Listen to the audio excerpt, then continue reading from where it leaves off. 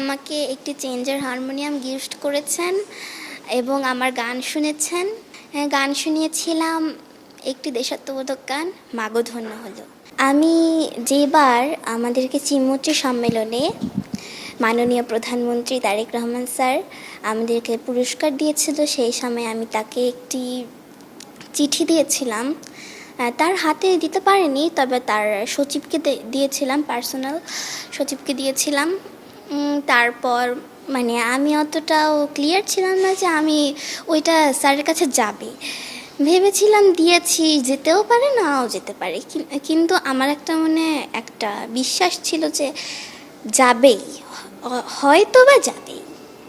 তো যখন গত সপ্তাহে যেইবার ওনার পার্সোনাল সচিব যখন আমার বাবাকে কল দিলেন, তখন খুব খুশি হলাম, যে ভাবলাম যে হ্যাঁ, আমার চিঠিটা কি এখন তারেক রহমান স্যার দেখেছেন, এটাতেই আমার অনেক খুশি, আমি কি পাই আর না পাই। তো তারপর যখন এখানে আসলাম, এখানের অনুভূতিটা তো আরও অনেক বেশি ভালো লেগেছে আজকে এসে এখানে। ওনাকে তো ওখানে সরাসরি কোনো ধরনের কথা বলতে পারিনি, শুধু ওনার সঙ্গে ফটো সেশনে ছিলাম আর ওনার হাত থেকে শুধু পুরস্কারটা নিয়েছিলাম, এইটুকুই। আজকে ওনার সঙ্গে যে কথা বলতে পেরেছি, মানে ওনার যে কথা শুনতে পেরেছি, এটাই আমার কাছে অনেক বড়। তো সবাই আমার জন্য দোয়া করবেন। আমার ভবিষ্যৎ প্ল্যান হলো আমি বড় হয়ে সঙ্গীত নিয়ে উচ্চশিক্ষা লাভ করব এবং এই দেশে এবং বিদেশে সব জায়গায় আমি একজন বিখ্যাত শিল্পী হতে চাই। ওনার সঙ্গে যে কথোপকথনটা, সেটা অনেক একটা ইন্টারেস্টিং ছিল।